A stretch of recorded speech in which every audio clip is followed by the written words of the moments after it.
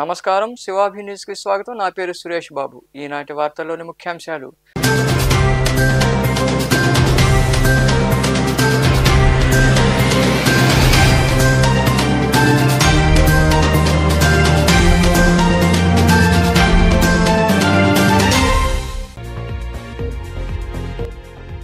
Visakha steel plant ప్రైవేటీకరణపై BJP నాటకాలు. విశాఖపట్నంలో జరిగిన అఖిలపక్షం సమావేశంలో పాల్గొని మాట్లాడిన కాంగ్రెస్ పార్టీ రాష్ట్ర అధ్యక్షురాలు వైఎస్ షర్మిల.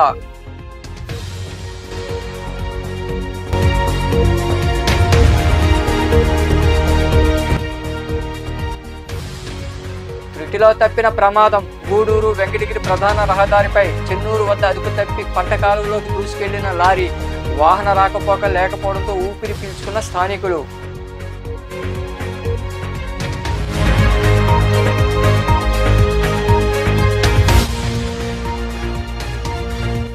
పంచాయతీలో అభివృద్ధి పనులు చేపడతాం. కోట ప్రాంతంలో డ్రైనేజీ కాలువల నిర్మాణానికి శంకుస్థాపన చేసిన టీడీపీ నాయకులు నల్లపరెడ్డి వినోద్ కుమార్ రెడ్డి తదితరులు.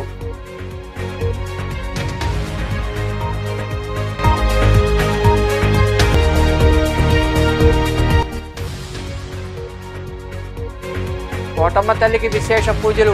కోట పట్టణంలో వెలిసిన శ్రీ కోటమ్మ తల్లి అమ్మవారి ఆలయంలో జరిగిన పూజలో పాల్గొని అమ్మవారిని దర్శించుకున్న భక్తులు. గూడూరు మండలం చెన్నూరు వద్ద గూడూరు వెంకటగిరి ప్రధాన రహదారిపై లారీ అదుపు తప్పి పంట కాలువలోకి దూసుకుపోయింది. ఈ ఘటన శుక్రవారం రాత్రి చోటు చేసుకుంది. ఆ సమయంలో అటువైపు వాహన రాకపోక లేకపోవడంతో పెద్ద ప్రమాదం తప్పింది.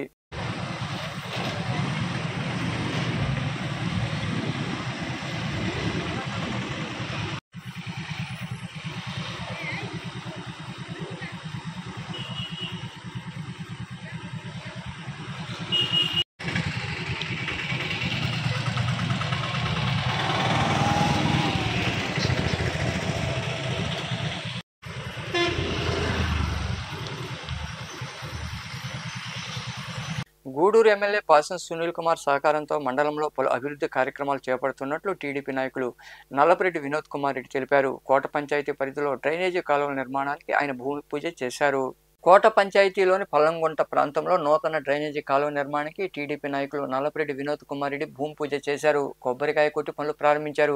ఈ సందర్భంగా వినోద్ కుమార్ రెడ్డి మాట్లాడుతూ పంచాయతీ నిధుల్లో 5 లక్షలు, జడ్పీ నిధుల్లో మరో 5 లక్షల వంతున దళితవాడ పల్లంగుంట ప్రాంతాల్లో డ్రైనేజీ కాలువ పనులు చేపడుతున్నట్లు తెలిపారు. రానున్న రోజుల్లో ఎమ్మెల్యే సునీల్ కుమార్ సహకారంతో పంచాయతీల్లో అన్ని ప్రాంతాలకు మౌలిక సదుపాయాలు ఏర్పాటు చేసేందుకు కృషి చేయడం జరుగుతుందని ఆయన వివరించారు. ఇంకా మరికొందరు మాట్లాడారు. కోట దళితవాడలో పర్లగుంట ఏరియాలో సైడ్ డ్రైన్ పనులు ప్రారంభమయ్యాయి. ఎమ్మెల్యే గారికి కృతజ్ఞతలు తెలియజేస్తున్నాను. జెడ్పీ గ్రాంట్లో 5 lakhs, పంచాయతీ నిధుల్లో 5 లక్షలు, మొత్తం 10 లక్షల రూపాయలు ఈ ఏరియాలో నిర్మించబోతున్నాం సైడ్ డ్రైన్స్. అదేవిధంగా మెయిన్ హర్జనవాడలో ఎర్రమతి చిరంజీవి ఇంటికాడి నుంచి ఆ లాస్ట్ డొంక వరకు ఈ సైడ్ డ్రైన్ కూడా రేస్ చేయబోతున్నాం. ఆ వర్క్ కూడా 2-3 రోజుల్లో పనులు ప్రారంభమవుతాయి. అక్కడ లో వోల్టేజ్ ఉందని చెప్పి స్థానికులు చెప్పారు. ఆ విషయం కూడా ఎమ్మెల్యే గారి దృష్టికి తీసుకొచ్చాను. ఏడీ గారికి, ఏఈ గారి దృష్టికి తీసుకొచ్చాం. ఏఈ గారిని చూడడం జరిగింది. తొందరలోనే కొత్త ట్రాన్స్ఫార్మర్లు కూడా పెట్టబోతున్నారు.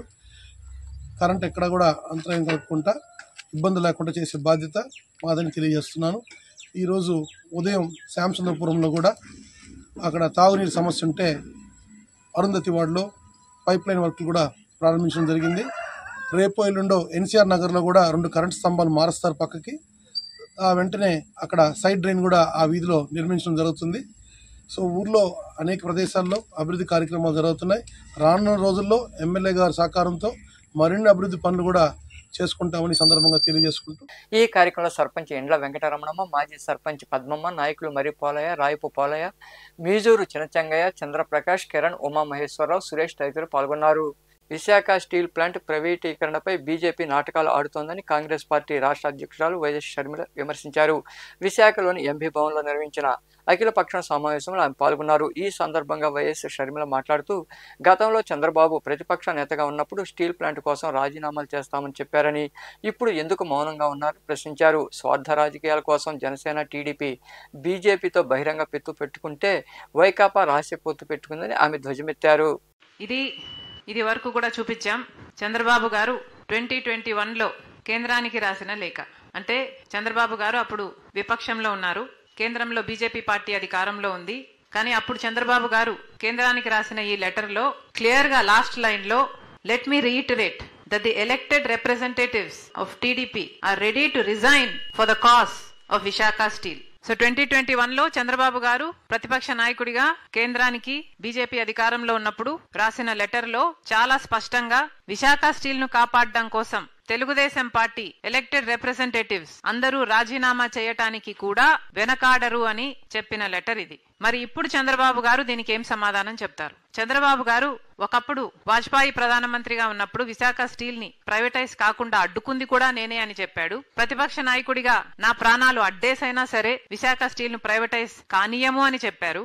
ఆఖరికి రాజీనామా చేస్తాము అని లెటర్ కూడా ఇచ్చారు. మరి ఇప్పుడు ఎందుకు మాట్లాడటం లేదు చంద్రబాబు గారు? ఈ రోజు బీజేపీ పార్టీ కేంద్రంలో అధికారంలో ఉంది అంటే దానికి కారణం ఆంధ్ర రాష్ట్ర ఎంపీలు ఇస్తున్న మద్దతు. అంటే తెలుగుదేశం పార్టీ అయితేనేమి, జనసేన అయితేనేమి, అన్అఫీషియల్ గా వైసీపీ అయితేనేమి, ఇలా అందరూ బీజేపీని ఎత్తి పట్టుకున్నారు. ఈ రోజు బీజేపీ పార్టీ అధికారంలో ఉంది అంటే దానికి కారణం ఆంధ్రప్రదేశ్ లో ఎన్నికైన ఈ ఎంపీలే. ఆఖరికి మొన్న రాజ్యసభలో కూడా చూసాం, ఆర్ఎస్ఎస్ క్యాండిడేట్ ఎన్నికయ్యాడు అంటే దానికి కారణం కూడా ఆంధ్ర రాష్ట్ర ఎంపీలందరూ. అంటే కలిసికట్టుగా ఉన్నారు వీళ్ళందరూ. బీజేపీని ఎత్తి పట్టుకునే విషయంలో, బీజేపీకి మద్దతు ఇచ్చే విషయంలో ఆంధ్ర రాష్ట్రానికి చెందిన 25 మంది లోక్సభ ఎంపీలు, 11 మంది రాజ్యసభ ఎంపీలు, ఇర్రెస్పెక్టివ్ ఆఫ్ పార్టీస్ అందరూ బీజేపీతో కూటమే కట్టారు.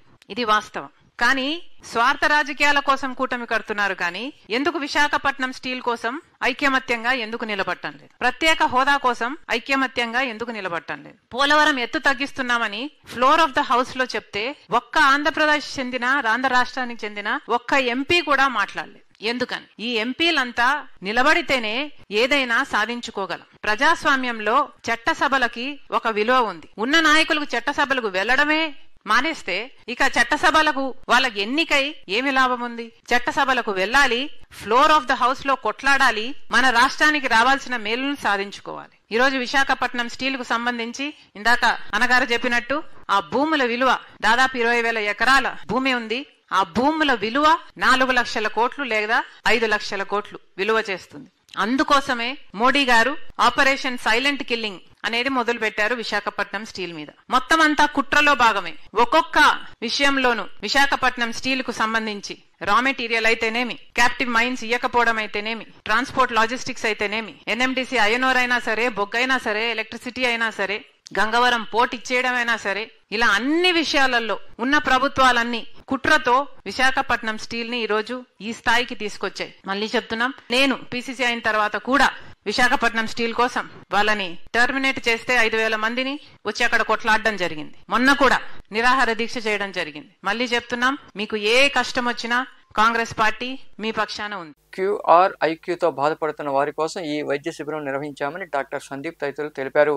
నాయుడుపేట మండలం జోలపాలెం గ్రామంలో ట్రినిటీ ఆసుపత్రి ఆధ్వర్యంలో ఉచిత వైద్య శిబిరం జరిగింది.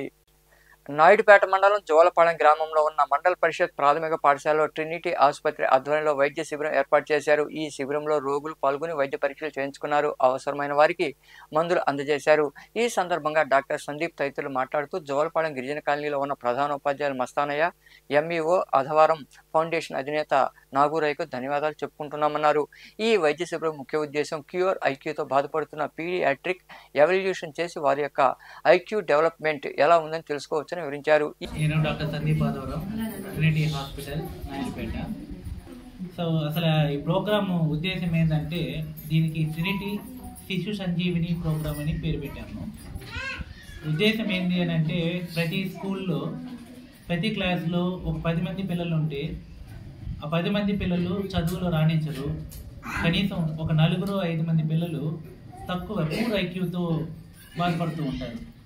సో మేము ఈ ప్రోగ్రాం ద్వారా ప్రతి స్కూల్స్, ఈ గిరిజన కాలనీలో ఉన్న స్కూల్స్ అన్నీ కూడా పీడియాట్రిక్ ఎవాల్యుయేషన్ చేసి చిన్నపిల్లల్ని వాళ్ళ యొక్క ఆరోగ్య సమస్యలు, అదేవిధంగా వారి యొక్క ఐక్యూ డెవలప్మెంట్ ఎలా ఉంది అనే దాని మీద ఒక సర్వే లాగా ఒక క్యాంప్ రన్ చేసి, ఎవరైనా మెడికల్ కండిషన్స్తోనూ పూర్ ఐక్యూ పెట్టుకొని మెడికల్ కండిషన్స్తో చదువులో వెనకబడి ఉన్నారా అనే దాన్ని మేము ఐడెంటిఫై చేసి వాళ్ళ యొక్క కండిషన్స్ని ట్రీట్మెంట్ ఇవ్వడం ద్వారా వాళ్ళ యొక్క చదువులో వాళ్ళు మెరుగయ్యేటట్లుగా చేయడం అనేది ఈ ప్రోగ్రాం ముఖ్య ఉద్దేశం.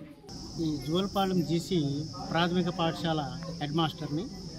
ఈరోజు నాడిపేట మండలంలో మారుమూల ప్రాంతమైనటువంటి జోలపాలెం జీసీ పాఠశాలను ట్రినిటీ హాస్పిటల్ వాళ్ళు దత్తత తీసుకోవడం మాకెంతో సంతోషకరమైన విషయం. ఎందుకంటే అమాయక ప్రజలు, అమాయక పిల్లలు ఏది వచ్చినా కానీ హాస్పిటల్కి పోయి చూపించుకునేటువంటి స్తోమత లేనివంటి వాళ్ళు వీళ్ళు. కాబట్టి ఈరోజు దాన్ని గమనించి టీటీ అధినేత నాగరేష్ సారు జోలపాలెం జీసీని దత్తత తీసుకొని పిల్లల ఆరోగ్యాన్ని మరియు పేరెంట్స్ యొక్క ఆరోగ్యాన్ని కూడా దృష్టిలో పెట్టుకొని ఈ రెండు వైపులా వాళ్ళని డెవలప్ చేసినట్లయితే ఆటోమేటిక్గా గ్రామం డెవలప్ అవుతుంది. పాఠశాల పిల్లలు ఆరోగ్యంగా ఉన్నప్పుడే వాళ్ళ యొక్క భవిష్యత్తు కూడా ఆరోగ్యంగా ఉంటుందని వాళ్ళు తలచడం, దీన్ని దత్తత తీసుకోవడం నిజంగా మేము ఆనందించాల్సిన విషయం. ఈరోజు ఈ కార్యక్రమంలో ట్రినిటీ ఆసుపత్రి వైద్యులు సిబ్బంది పాల్గొన్నారు.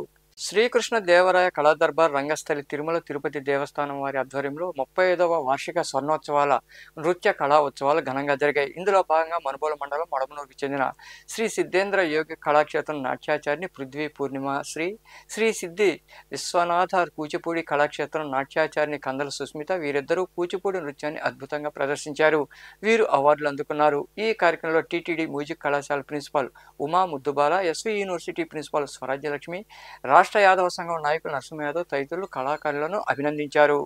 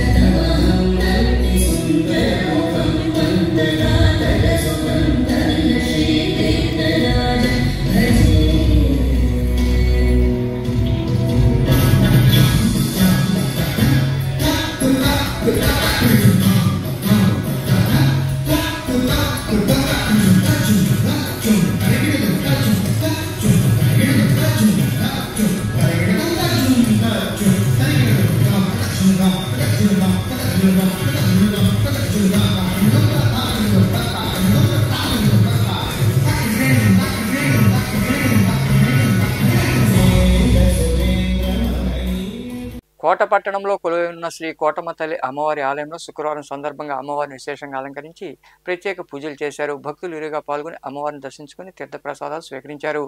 అనంతరం ఆలయ ధర్మకర్త నల్లపరెడ్డి జగన్మోహన్ రెడ్డి, లక్ష్మీ కవితమ్మ దంపతుల ఆధ్వర్యంలో అన్నదాన కార్యక్రమం జరిగింది. ఉభయదాతలుగా నాను రామసుబ్బమ్మ, వారి కుటుంబ సభ్యులు వ్యవహరించారు.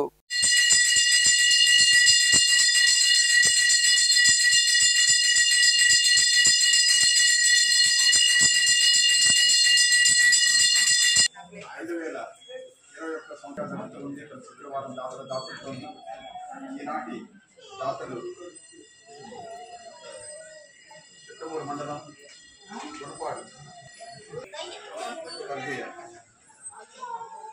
సుందరరామిరెడ్డి గారి ధనం పట్టైనటువంటి రామసుబ్బమ్మ గారి దాతృత్వంతో ఈరోజు ఈ అన్నదాన్ని కోటమ్మ తల్లి ప్రార్థన చేస్తూ జై కోటమ్మ తల్లి.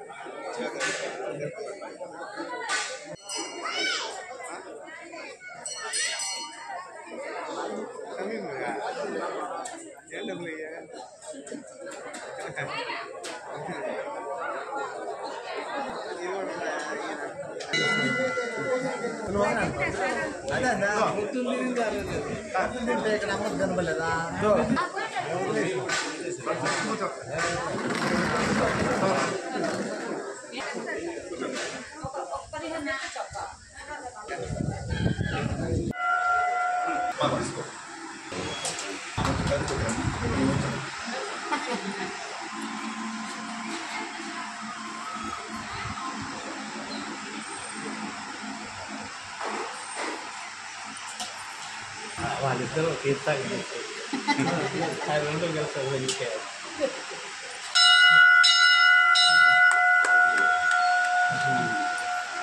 కోటమ్మ తల్లి దేవస్థానం చైర్మన్ గారు నల్లపరెడ్డి జగన్మోహన్ రెడ్డి గారి దంపతుల పర్యవేక్షణ జరుగుతున్నటువంటి ఈ అన్నప్రసాద వినియోగ కార్యక్రమం 2021 సంవత్సరం నుంచి ప్రతి శుక్రవారం దాతల దాతృత్వంతో చాలా చక్కగా జరుగుతూ ఉంది.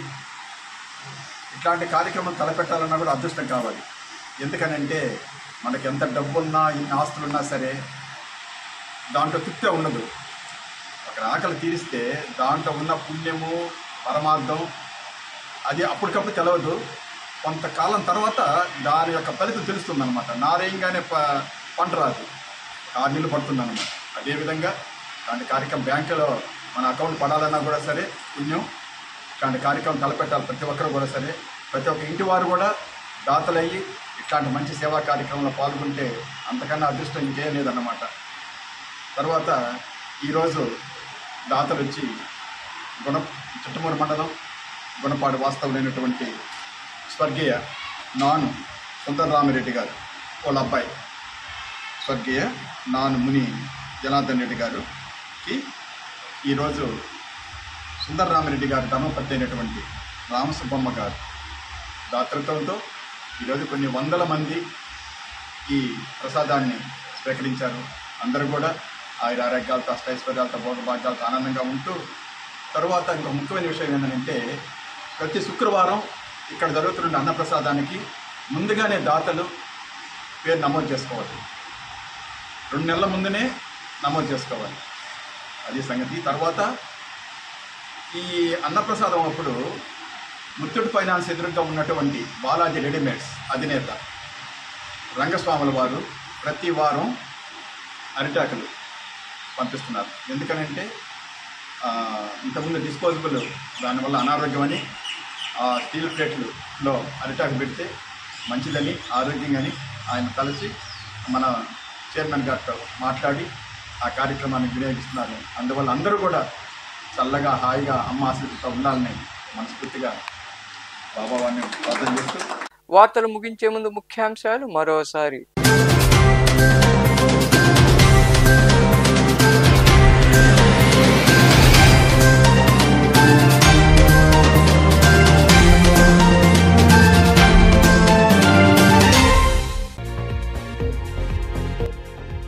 విశాఖ స్టీల్ ప్లాంట్ ప్రైవేటీకరణపై బీజేపీ నాటకాలు. విశాఖపట్నంలో జరిగిన అఖిలపక్షం సమావేశంలో పాల్గొని మాట్లాడిన కాంగ్రెస్ పార్టీ రాష్ట్ర అధ్యక్షురాలు వైఎస్ షర్మిల.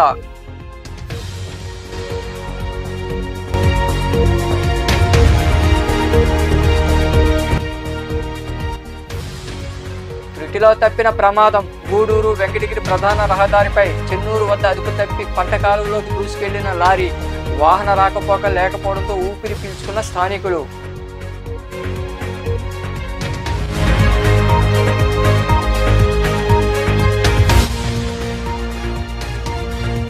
పంచాయతీలో అభివృద్ధి పనులు చేపడతాం. కోట ప్రాంతంలో డ్రైనేజీ కాలువల నిర్మాణానికి శంకుస్థాపన చేసిన టీడీపీ నాయకులు నల్లపరెడ్డి వినోద్ కుమార్ రెడ్డి తదితరులు.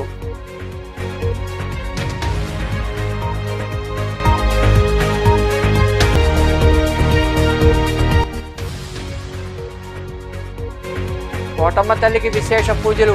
కోట పట్టణంలో వెలిసిన శ్రీ కోటమ్మ తల్లి అమ్మవారి ఆలయంలో జరిగిన పూజలో పాల్గొని అమ్మవారిని దర్శించుకున్న భక్తులు. ఈ వార్తలు ఇంతటితో సమాప్తం. తిరిగి ప్రసారమయ్యే శివాభినీసులో మళ్ళీ కలుద్దాం. అంతవరకు సెలవు. నమస్తే.